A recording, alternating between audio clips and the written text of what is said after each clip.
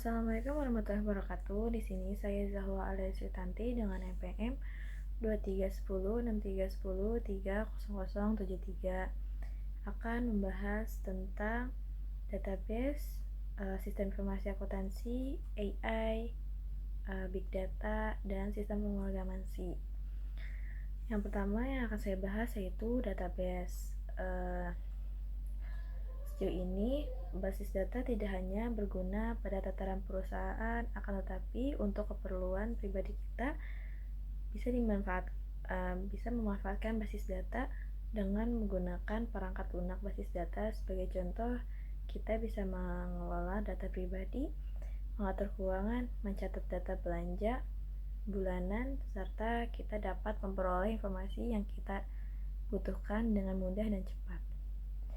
Definisinya, data adalah representasi fakta dunia yang mewakili suatu objek seperti manusia, hewan, peristiwa, bangunan, konsep, dan sebagainya yang diwujudkan dalam bentuk angka, huruf, simbol, teks, gambar, audio, video, atau kombinasinya. Informasi adalah data yang diolah sedemikian rupa sehingga memiliki makna tertentu bagi pengguna. Basis data adalah kesumpulan informasi yang disimpan di dalam komputer secara sistematik sehingga dapat diperiksa menggunakan suatu program komputer untuk memperoleh informasi dari basis data tersebut. Perangkat lunak yang digunakan untuk mengelola data mengquery basis data disebut sistem manajemen basis data atau database management system. Sistem basis data dipelajari dalam ilmu informasi. Hierarki basis data secara fisik, data disimpan dalam bentuk kesimpulan bit dan direkam dengan basis track di dalam media internal. Di dalam penyimpanan eksternal. Untuk kemudahan dalam mengakses data disusun dalam suatu struktur logis. Itu yang pertama ada database, tabel 1N, file 1N, dan bit 1N.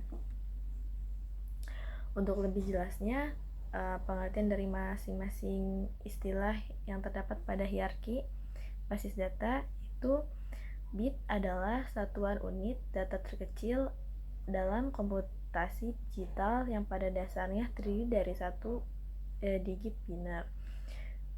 File menyatakan data terkecil yang memiliki makna.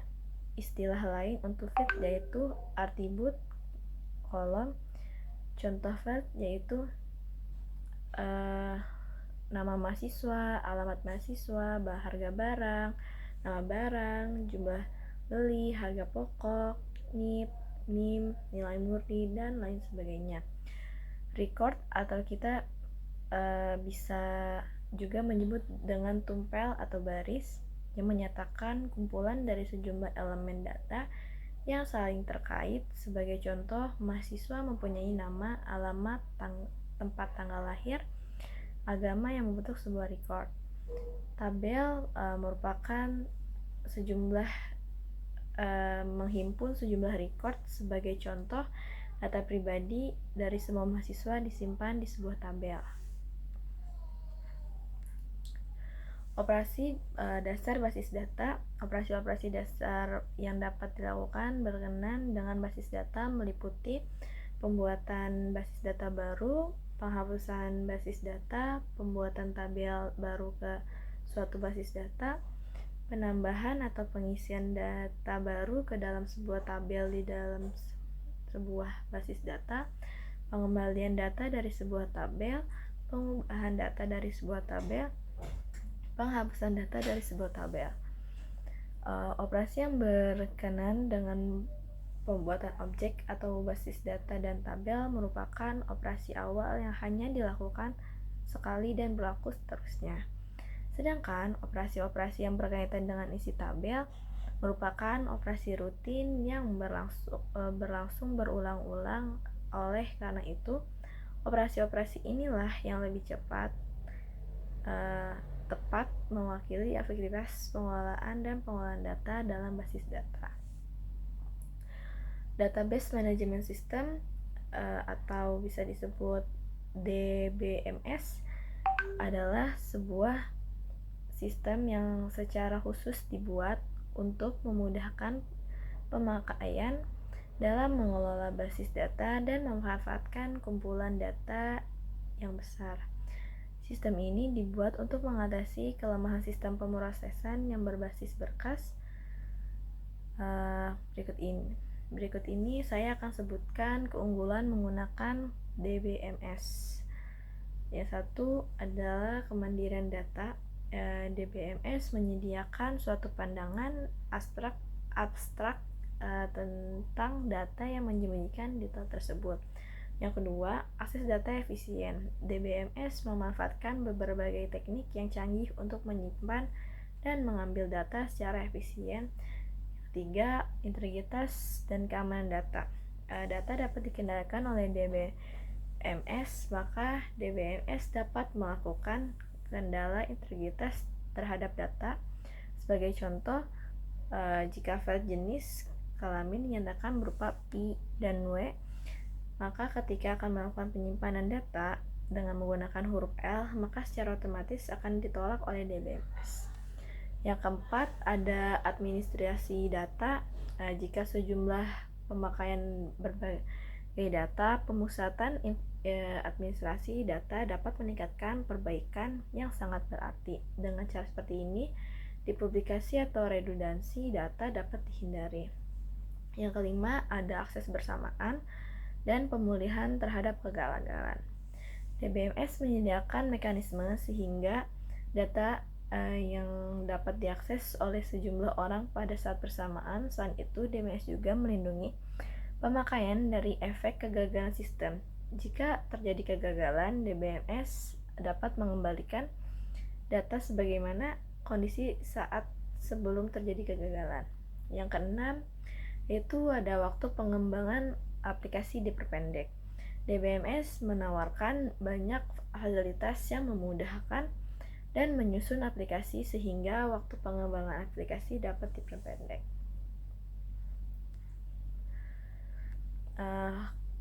Komponen DBMS yaitu sebagai berikut. Ada kamus data. Kamus data digunakan untuk menyimpan deskripsi data yang digunakan dalam basis data, di mana setiap elemen atau antara lain memiliki tipe dan ukuran, dan terkadang juga memiliki ketentuan yang mengatur nilai yang bisa memasukkan dalam file. Yang kedua, ada utilitas. Utilitas digunakan untuk mempermudah pemakaian dalam menciptakan basis data dan tabel serta dalam manipulasi data. Yang ketiga, ada pembangkit laporan, yaitu berfungsi untuk memudahkan dalam pembuatan laporan. Yang keempat, ada pembangkit aplikasi, yaitu berfungsi untuk memudahkan dalam membuat aplikasi. Yang kelima, ada keamanan akses yang berfungsi untuk mengatur hak akses pemakai. Yang keenam, ada pemulihan sistem untuk mengembalikan data ke basis data sekiranya terjadi kegagalan sistem. Sistem basis data merupakan sistem yang terdiri dari kumpulan tabel data yang saling berhubungan di sebuah sistem komputer atau sekumpulan program yang memungkinkan beberapa pemakai dan atau program lain untuk mengakses dan memanipulasi tabel-tabel data tersebut. Berikut adalah komponen-komponen dari sistem basis data, yaitu ada perangkat keras atau hardware.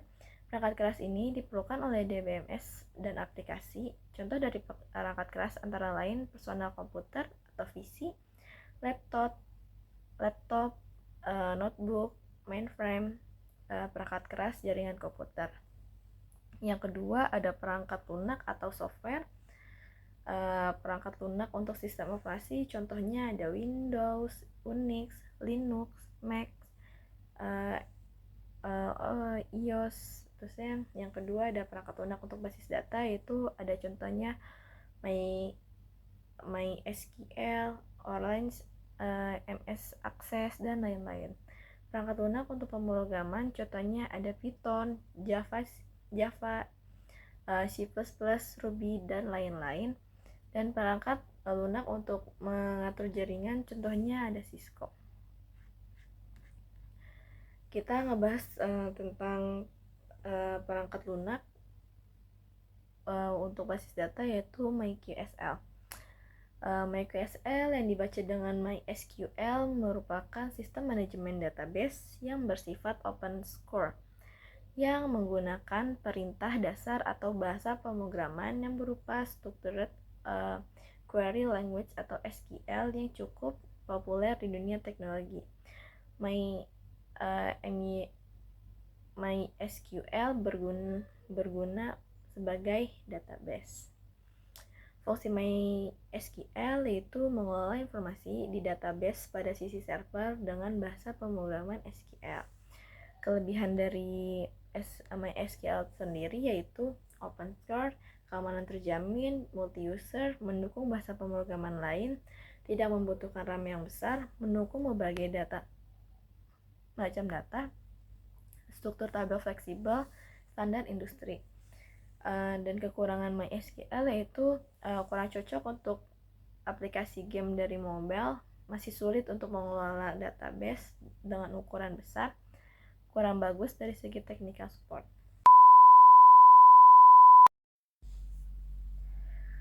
Sistem Informasi Akuntansi atau SIA merupakan sistem yang untuk mengumpulkan dan menampilkan informasi akuntan sehingga akuntan dan eksekutif perusahaan dapat mengambil keputusan yang tepat. Informasi adalah data yang telah diolah menjadi bentuk yang lebih berguna atau berarti bagi yang menerimanya. Informasi merupakan salah satu sumber daya yang sangat penting dalam suatu organisasi atau perusahaan dan digunakan sebagai bahan dalam pengambilan keputusan oleh top level manager. Oleh sebab itu, informasi yang didapat ataupun yang dihasilkan harus berkualitas. Agar keputusan yang diambil dapat berguna bagi organisasi ataupun perusahaan tersebut, kualitas informasi ditentukan oleh 3 faktor. Yaitu faktor pertama yaitu relevansi. Relevansi adalah informasi benar-benar berguna bagi suatu tindakan keputusan yang dilakukan. Yang kedua adalah tepat waktu. Informasi datang pada saat dibutuhkan sehingga bermanfaat untuk mengambil keputusan. Yang ketiga yaitu akurasi. Informasi bebas dari kesalahan. Suatu organisasi atau perusahaan untuk mempermudah dalam memproses informasi biasanya melibatkan teknologi informasi yang disebut sebagai sistem informasi. Sistem adalah kumpulan objek seperti orang, sumber daya, konsep, dan prosedur yang dimaksudkan untuk melakukan suatu fungsi yang dapat diidentifikasi atau untuk melayani suatu tujuan. Sistem informasi adalah kerangka yang mengkoordinasikan sumber daya manusia atau komputer untuk mengubah masukan atau input menjadi keluaran atau informasi guna mencapai sasaran-sasaran perusahaan yang mencakup sejumlah komponen atau manusia, komputer, teknologi informasi, dan prosedur kerja. Ada sesuatu yang diproses atau menjadi data menjadi informasi dan dimaksudkan untuk mencapai suatu sasaran atau tujuan. Bisa disebut kalau sistem informasi adalah jantung bagi sebagian besar organisasi atau perusahaan. Sebagai contoh, bank tidak dapat berfungsi tanpa sistem informasi. Di bidang e-business menggunakan sistem informasi terutama melalui web, maka tidak ada bisnis. Kebutuhan informasi di dalam suatu organisasi atau perusahaan ditentukan oleh level manajemen, dan pihak non-manajemen yang akan menggunakan informasi. Oleh sebab itu, sistem informasi yang dibangun atau dipakai perlu mengakomodasikan kebutuhan pemakaian. Sistem informasi berfokus pada Satu, pengetahuan atau knowledge diperoleh dari pengelolaan informasi yang berguna. Yang kedua itu proses atau aktivitas-aktivitas termasuk manajemen untuk mencapai sasaran dan tujuan perusahaan. Yang ketiga, komunikasi yaitu atau communication, yaitu komunikasi antara interface dengan penggunaannya dan juga sistem informasi lainnya. Ada jenis-jenis sistem informasi, yaitu sistem informasi dikembangkan untuk berbagai tujuan tergantung dari kebutuhan pengguna dan organisasi atau perusahaan. Sistem informasi dibedakan menurut dukungan terhadap pemakai dan area fungsional, atau sistem informasi akuntansi, sistem informasi keuangan, sistem informasi manufaktur, dan area fungsional. Manufaktur, sistem informasi pemasaran, dan sistem informasi sumber daya manusia. Sistem informasi menurut dukungan pemakai yaitu ada TPS, Transaction Processing System, yang berfungsi untuk menghimpun dan menyimpan informasi transaksi. Pemakainya adalah orang yang memproses transaksi. Yang kedua ada MES, yaitu Management Information System, berfungsi untuk mengonversi data yang berasal dari TPS menjadi informasi yang berguna untuk mengelola organisasi dan memantau kinerja. Pemakainya semua level manajemen. Itu ada DSS, Decision Support System, yaitu berfungsi untuk membantu mengambil keputusan dengan menyediakan informasi, model, atau perangkat untuk menganalisa informasi. Pemakainya itu ada analis, manajer, dan profesional.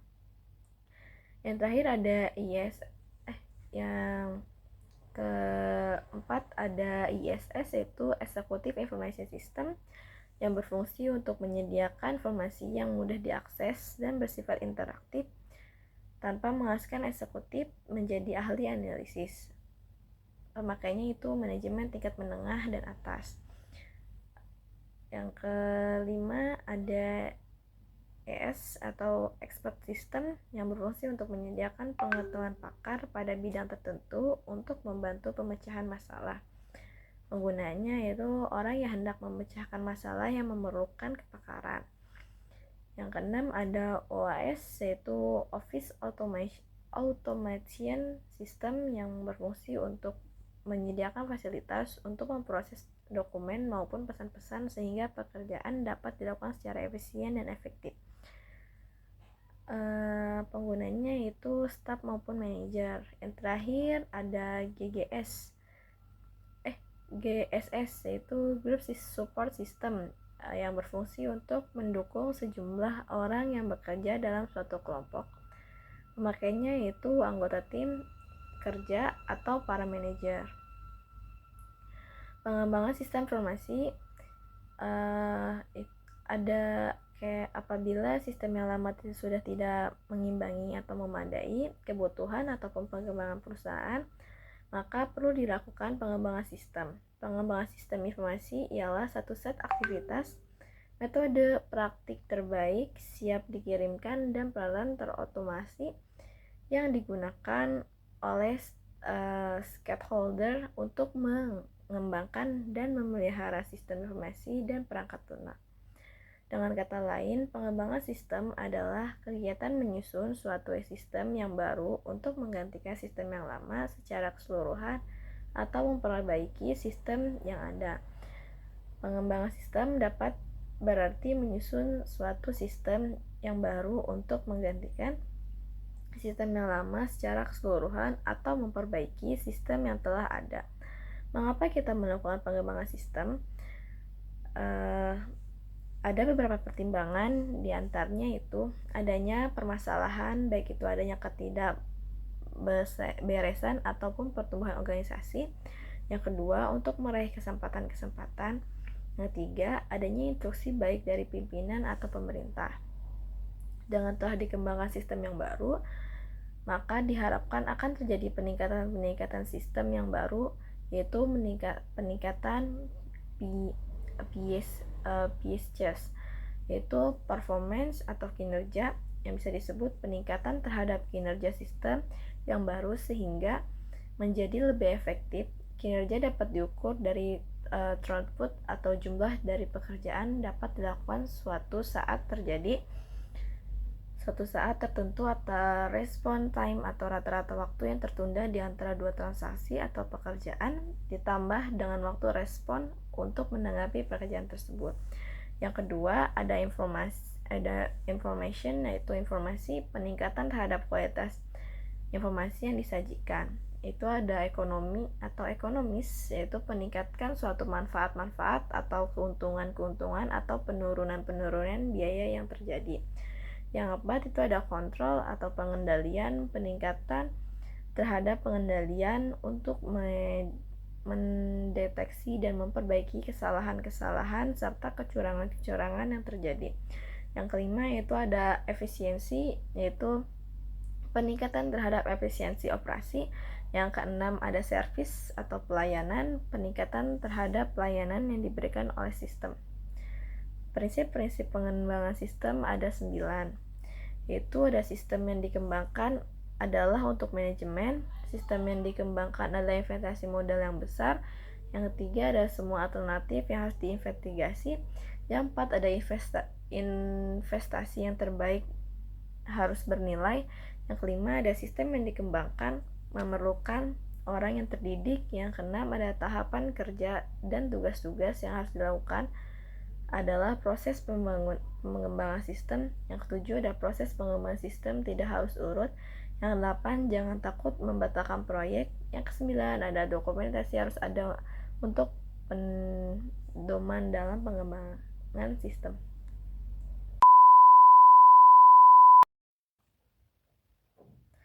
Materi selanjutnya adalah pemrograman bahasa C. Sejarah pemrograman bahasa C yaitu bahasa C merupakan perkembangan dari bahasa BCPL yang dikembangkan oleh Martin Richards pada tahun 1967. Selanjutnya, bahasa ini memberikan ide kepada Ken Thompson yang kemudian mengembangkan bahasa yang disebut bahasa B pada tahun 1970. Perkembangan selanjutnya dari bahasa B adalah bahasa C oleh Dennis Ritchie sekitar tahun 1970-an di Bell Telephone Laboratories Inc. Sekarang adalah AT&T Bell Laboratory. Bahasa C pertama kali digunakan di komputer Digital Equipment Comparative PDP 11 yang menggunakan sistem operasi Unix. Hingga saat ini penggunaan bahasa C telah merata di seluruh dunia. Hampir semua perguruan tinggi dunia menjadikan bahasa C sebagai salah satu mata kuliah wajib. Selain itu, bahasa pemrograman populer seperti PHP atau Java menggunakan sintaks dasar yang mirip bahasa C. Oleh karena itu, kita juga sangat perlu mempelajarinya. Kelebihan dan kekurangan bahasa C. Kelebihan bahasa C yaitu satu, bahasa C tersedia hampir di semua jenis komputer. Yang kedua, kode bahasa C sifatnya adalah portable dan fleksibel untuk semua jenis komputer. Yang ketiga, bahasa C hanya menyediakan sedikit kata-kata kunci, hanya terdapat 32 kata kunci. Yang keempat, proses executable program bahasa C lebih cepat. Yang kelima, dukungan pustaka yang banyak. Keenam, C adalah bahasa yang terstruktur. Yang ketujuh adalah bahasa C termasuk bahasa tingkat menengah. Kekurangan bahasa C yaitu banyaknya operator serta fleksibilitas penulisan program kadang-kadang membingungkan pemakainya. Yang kedua, bagi pemula pada umumnya akan kesulitan menggunakan pointer. Untuk mengenal editor bahasa C atau memulai bahasa C, buka editor bahasa C yang ada seperti Boolean C, Turbo C, dan sebagainya, sehingga program yang ada di tutorial ini bisa coba Turbo C. Sekilas mengenai editor Turbo C, untuk mengaplikasikan program, langkah-langkahnya sebagai berikut, yaitu pilih menu compile dengan menekan Alt plus C. Selanjutnya pilih submenu atau compile, lalu pencet enter. Akan ditampilkan hasil komplikasi program. Tekan sembarang tombol. Untuk menjalankan program, pilih menu run dengan menekan Alt plus R dan pilih submenu run dan tekan enter. Keterangan isi menu pada editor Turbo C yaitu yang pertama, file terdiri dari new untuk memulai program baru, open untuk mengambil atau membuka program, save untuk menyimpan file atau program, save as untuk menyimpan file atau program, save all untuk menyimpan seluruh file atau program, change dir untuk mengubah directory, print untuk mencetak program, dosel untuk menuju ke dosel, quit untuk keluar dari Turbo C. Yang kedua ada edit, terdiri dari undo untuk membatalkan pengeditan terakhir. Yang kedua ada redo untuk kembali ke pengeditan terakhir yang telah diundo. Yang ketiga ada cut untuk memotong bagian tertentu dari program. Yang keempat ada copy untuk menduplikasikan bagian program paste. Kelima ada clear untuk menghapus bagian tertentu dari program copy X simple. Yang keenam ada show clipboard. Yang ketiga ada search, terdiri dari fin, replace, search again, previous error atau net error, locate function. Yang keempat ada run, terdiri dari run untuk menjalankan program atau program reset. Yang kedua ada go to cursor dan seterusnya. Yang kelima ada complete, terdiri dari compile untuk mengaplikasikan program, ada link atau build all dan seterusnya. Ada debug, terdiri dari inspect yaitu evaluate atau modifikasi, dan yang ke 7 ada project, terdiri dari open project dan close project. Yang ke-8 ada option, terdiri dari application, compiler atau taskbar. Yang ke-9 ada window, terdiri dari size, move, zoom, title, cascade. Dan ke-10 ada help, terdiri dari konteks atau index atau topik, start, previous topic. Penulisan program bahasa C tidak mengenal aturan penulisan di kolom tertentu. Jadi bisa dimulai dari kolom manapun, namun demikian untuk mempermudah pembacaan program dan untuk keperluan dokumentasi, sebaiknya penulisan bahasa C diatur sedemikian rupa sehingga mudah dan enak dibaca. Struktur data bahasa C. Tipe data merupakan bagian program yang paling penting karena tipe data mempengaruhi setiap instruksi yang akan dilaksanakan oleh komputer. Misalkan saja 5 dibagi 2 bisa jadi menghasilkan hasil yang berbeda tergantung tipe datanya. Jika 5 dan 2 bertipe integer, maka akan menghasilkan nilai 2. Namun jika kedua tipenya float, maka akan menghasilkan nilai 2.500.000. Pemilihan tipe data yang tepat akan memproses operasi data menjadi lebih efisien dan efektif. Yang kedua ada konstanta. Konstanta merupakan suatu nilai yang tidak dapat diubah selama program berlangsung. Konstanta nilainya selalu tetap. Konstanta harus didefinisikan terlebih dahulu di awal program. Yang ketiga ada variabel. Variabel adalah suatu pengenal yang digunakan untuk mewakili suatu nilai tertentu di dalam proses program. Berbeda dengan konstanta yang nilainya selalu tetap. Jika dari suatu variabel bisa diubah-ubah sesuai kebutuhan, nama dari suatu variabel dapat ditentukan sendiri oleh pemrogramer dengan aturan sebagai berikut. 1. Terdiri dari gabungan huruf dan angka dengan karakter pertama harus berupa huruf, tidak boleh mengandung spasi, tidak boleh mengandung simbol-simbol khusus, panjangnya bebas, tetapi hanya 32 karakter pertama yang akan dipakai. Yang keempat ada deklarasi. Deklarasi diperlukan bila kita menggunakan pengenal dalam program. Deklarasi dibagi menjadi 3, yaitu ada deklarasi variabel, bentuk umum pendeklarasi suatu variabel yaitu nama, tipe nama, dan variabel. Yang kedua ada deklarasi konstansa. Ketiga ada deklarasi fungsi. Fungsi merupakan bagian terpisah dari program dan dapat diaktifkan atau dipanggil dimanapun di dalam program. Fungsi dalam bahasa C yang harus sudah disediakan sebagai fungsi pustaka seperti print, scan, get, dan untuk menggunakan itu tidak perlu dideklarasikan. Yang kelima ada operator. Operator dibagi menjadi dua, yaitu ada operator penugasan. Operator penugasan dalam bahasa C berupa tanda sama dengan. Yang kedua ada operator aritmatika.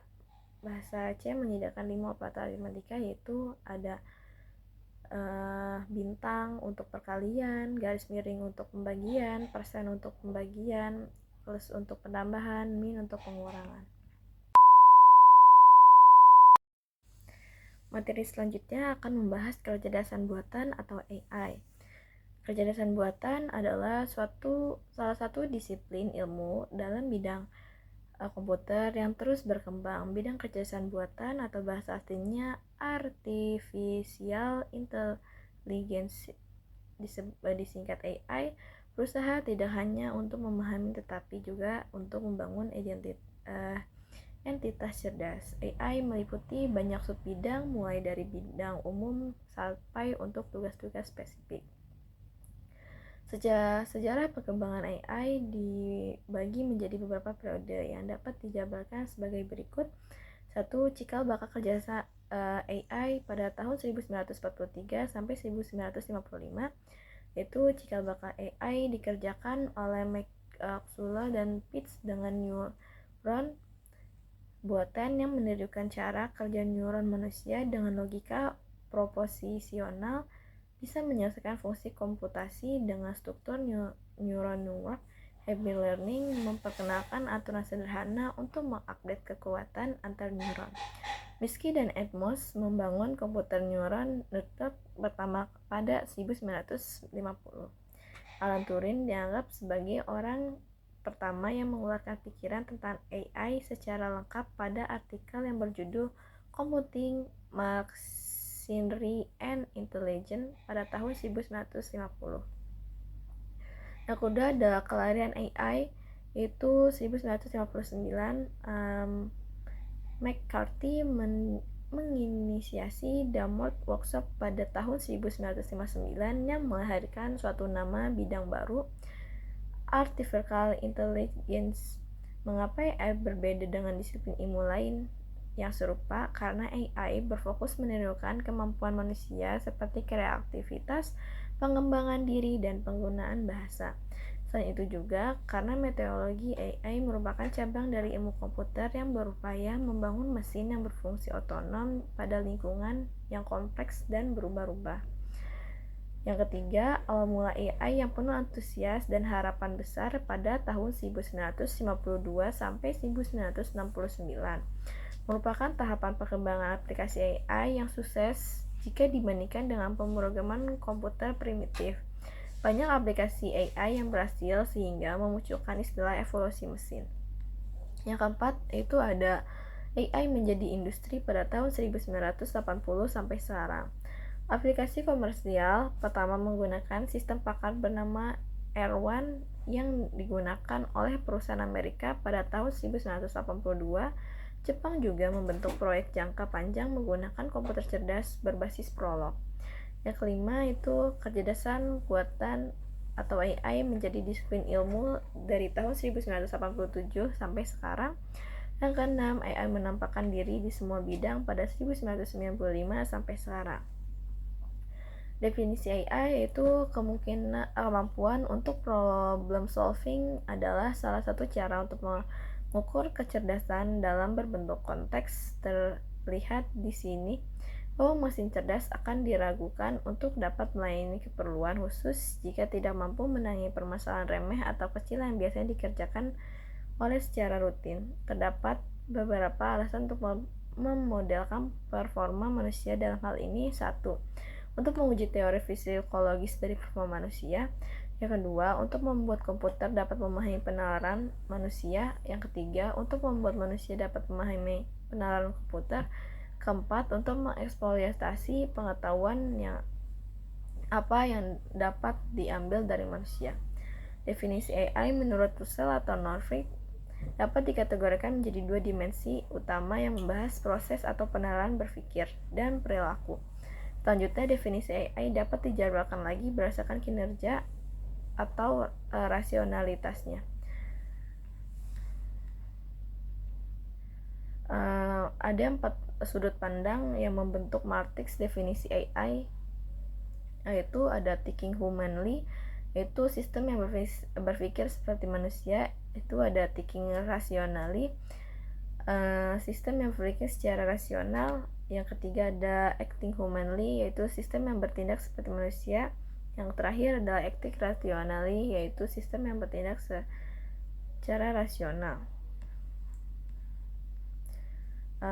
AI atau sering disebut juga sistem cerdas, banyak bidang yang dikembangkan. Beberapa macam bidang tersebut diantaranya saat ini yaitu ada sistem pakar, yaitu program konsultasi yang mencoba menirukan proses penalaran seorang pakar dalam pemecahan masalah yang rumit.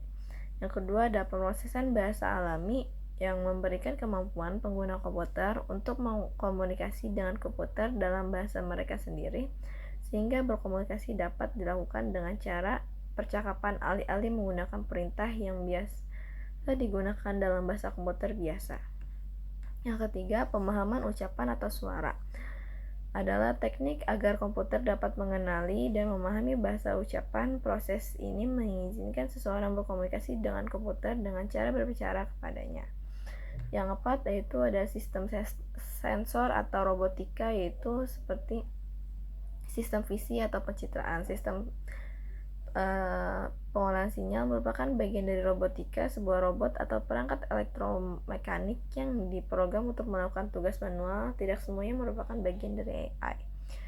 Yang kelima yaitu komputer visi, merupakan komunikasi dari pencitraan, pengolahan citra, pengenalan pola, serta proses pengambilan keputusan. Tujuan utama dari komputer visi adalah untuk menerjemahkan suatu pemandangan. Komputer visi banyak dipakai dalam kendali kualitas produk industri.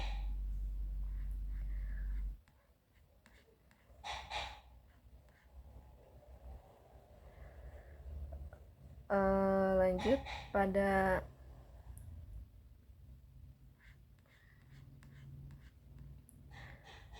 representasi pengetahuan, yaitu representasi dimaksudkan untuk menangkap sifat-sifat penting problema dan membuat informasi tersebut dapat diakses oleh prosedur pemecahan masalah. Bahasa representasi harus dapat membuat seseorang program mampu mengekspresikan pengetahuan yang diperlukan untuk mendapatkan solusi permasalahannya.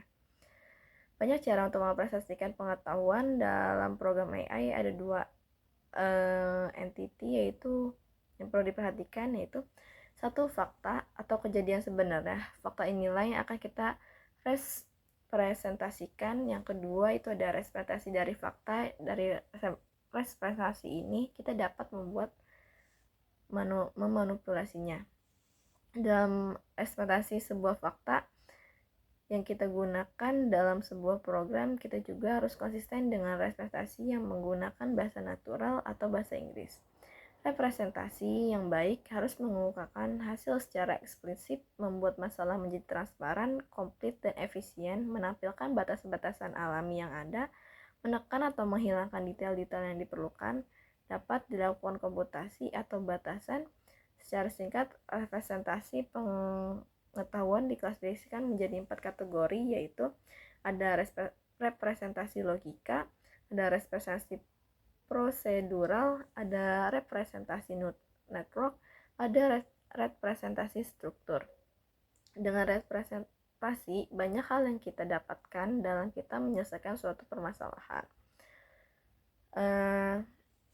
Ada beberapa keuntungan yang akan kita dapat ketika kita membuat representasi pengetahuan, yaitu representasi yang baik membuat objek dan relasi yang penting menjadi jelas.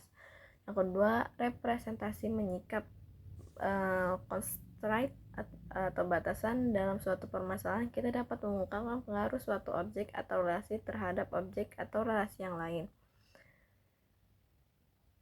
Representasi akan mendapatkan objek dan relasi secara bersama-sama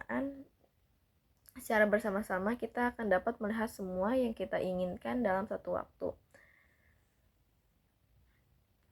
Representasi akan menjadikan pekerjaan kita menjadi cepat dan yang penting, representasi menjadikan permasalahan yang kita selesaikan dapat terkomputerasi. Dengan representasi ini kita akan melakukan prosedur-prosedur yang menyelesaikan suatu permasalahan.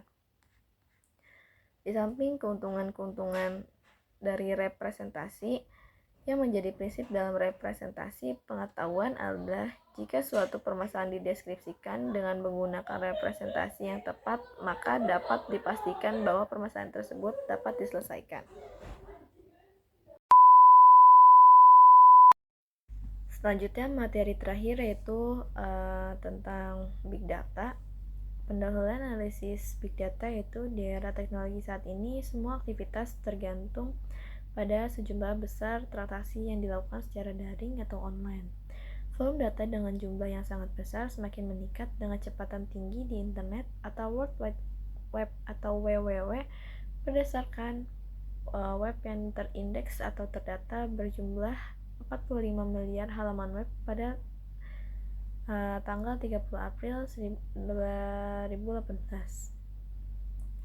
Terdapat beberapa proyek yang mengolah dalam data jumlah yang sangat besar, yaitu bagi berikut, yaitu ada SKA Square Kilometer Array, merupakan proyek internasional dengan tujuan dasar adalah eksplorasi alam semesta. SKA merupakan kumpulan dari beberapa jenis antena yang disebut array terhubung. Antena ini diharapkan dapat menghasilkan data-data astronomi sebesar 22 kali 10 derajat 9 TB atau terabyte pada tahun 2020.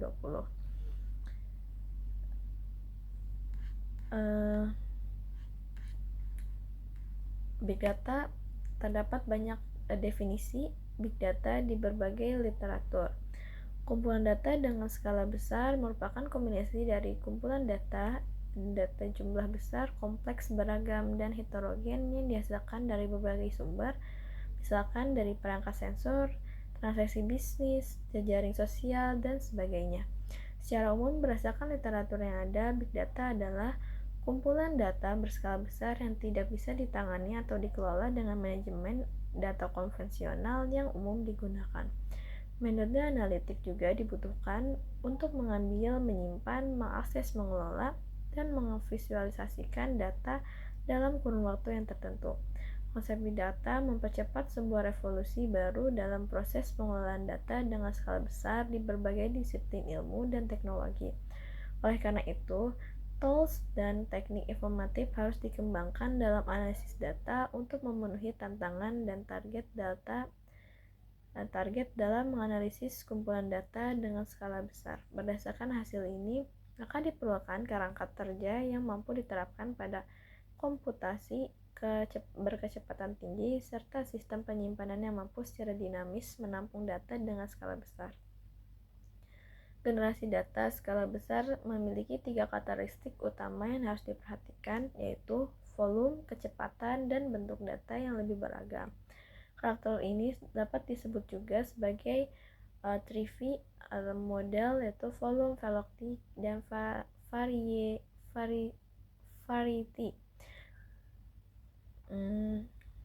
Volume merupakan besaran kumpulan data berskala besar. Variasi pada ukuran data skala besar ini bergantung pada struktur dan waktu data. Misalnya, volume yang merupakan ukuran data yang diperoleh dari sumber data berbeda, data media sosial, Facebook, LinkedIn, Twitter, dan sebagainya, merupakan jenis data dengan volume yang sangat besar. Total volume data di seluruh dunia pada tahun 2025 diperkirakan akan mencapai 175 JB berdasarkan International Data Corporation atau IDC. Yang kedua ada velocity, merupakan tingkatan kecepatan di mana data diterima dan kemudian disempurnakan untuk tujuan analis. Kecepatan data bergantung pada konsep aliran data yang menggunakan model sliding window buffering Jaring sosial seperti Facebook dan YouTube menghasilkan aliran data secara berkelanjutan melalui foto dan video atau status yang dibagikan. Yang ketiga ada variation, adalah jenis data dengan representasi berbagai seperti data terstruktur, semi terstruktur, dan tidak terstruktur. Berbagai contoh data terstruktur adalah data rasional, data tabular, data elektronik health record, data dari gawai atau ponsel pintar, log data, audio, video, gambar, blog, dan data jaringan internet merupakan contoh data tidak terstruktur. HTML atau XML merupakan contoh data dengan jenis semi terstruktur. Yang keempat ada veracity atau kebenaran, mengacu pada bias atau noise atau abnormalitas dalam data. Permasalahan data atau veracity muncul karena adanya ketidakpastian proses atau pemrosesan acak, ketidakpastian input data, dan ketidakpastian model. Opini penggunaan di jaring sosial merupakan suatu kejadian bisa jadi berbeda satu sama lain karena masing-masing memiliki pendapatnya sendiri. Walaupun demikian, data tersebut mengandung informasi, oleh karena itu penanganan ketidakpastian data adalah aspek lain dari big data yang dapat dikelola oleh teknologi dan analisis big data. Kelima ada value, merupakan dimensi lain dari big data. Dilihat dari sudut pandang bisnis, organisasi perlu merupakan value dari big data untuk meningkatkan keuntungan dengan meminimalkan value dari big data untuk meningkatkan keuntungan dengan meminimalkan biaya operasional, tetapi tetap dapat memberikan layanan yang lebih baik kepada pengguna. Data mentah dalam bentuk aslinya memiliki nilai yang rendah, tetapi dengan menerapkan analisis data, mengubah data tersebut menjadi data yang bernilai tinggi. Yang keenam ada variability, itu mempresentasikan perubahan dinamis dalam laju aliran data. Pertumbuhan signifikan terhadap kecepatan data dari berbagai sumber data menyebabkan aliran data mengalami fluktuasi yang tidak dapat diprediksi. Dengan demikian, pengelolaan variasi data merupakan tantangan jika dihadapkan dengan jumlah sumber daya komputasi yang terbatas. 7 ada visualization, merupakan properti lain dalam paradigma big data, menangkap informasi dari struktur data yang kemungkinan bersembunyi dan kemudian memvisualisasikannya sangat diperlukan untuk menunjang proses pengambilan keputusan strategis untuk menciptakan niat bisnis yang baru. Jika dilihat dari sumber pandang yang lebih luas, big data tidak hanya berkaitan dengan karakteristik data yang berskala besar, tapi big data memiliki potensi yang sangat besar di berbagai cabang ilmu pengetahuan dan teknologi seperti penelitian kanker, fisika energi tinggi, analisis genom, bioinformatik, rekayasa jalan raya dan transportasi, teknik geospasial dan lainnya, mengintegrasikan dan mempengaruhi infrastruktur, arsitektur, dan metode baru yang didukung oleh teknologi dan teknik untuk memproses kumpulan data heterogen di berbagai disiplin ilmu. Secara umum, model big data dapat dikategorikan menjadi 4 jenis, yaitu Massively Parallel Processing atau MPP System, MapReduce MR atau Basis System, Bulk Synchronous Parallel atau BSP System, dan In-Memory Models.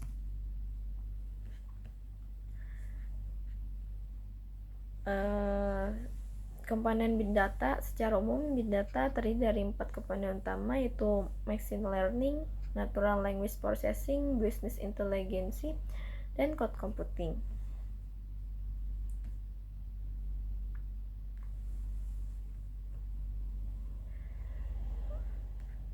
Selanjutnya ada platform analisis data. Teknologi big data terdiri dari banyak komponen perangkat lunak open source yang sebagian besar merupakan proyek Apache yang disediakan untuk pembangunan platform big data. Perangkat lunak dirancang agar dapat diimplementasikan pada lingkungan cloud computing dan komputer terdistribusi. Walaupun demikian, permasalahan umum yang dihadapi oleh pakar komputer adalah merancang platform komputasi big data efisien dan efektif yang mencakup bagaimana cara mengirimkan data transaksi dengan volume besar pada sebagian background proses, bagaimana transmisikan data dalam jumlah besar melalui jaringan internet, bagaimana memproses data dalam jumlah besar dengan cepat, bagaimana memastikan penjadwalan eksekusi transaksi dapat dilakukan dengan penggunaan sumber daya komputasi yang efisien, bagaimana menangani kesalahan yang dapat mengganggu proses atau transaksi lain, serta bagaimana cara mengkoordinasikan dan mengoptimalkan penggunaan sumber daya komputasi untuk mengkoordinasikan dan mengoptimalkan penggunaan sumber daya komputasi untuk sejumlah pengguna. Sekian dari pemaparan materi saya. Mohon maaf apabila ada kekurangan dan kesalahan kata dan penjabaran yang kurang lengkap. Mohon dimaafkan. Wassalamualaikum warahmatullahi wabarakatuh.